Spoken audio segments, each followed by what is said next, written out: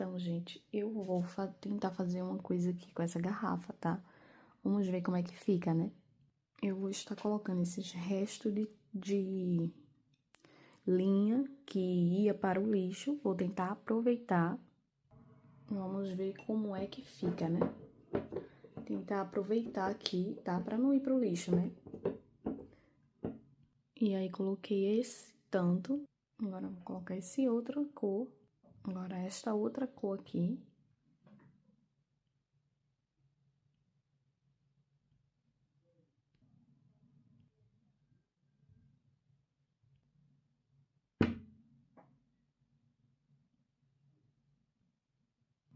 O que é que vocês acharam dessa garrafa?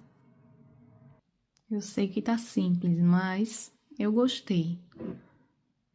Isso aqui é para não desperdiçar essas sobras de linha.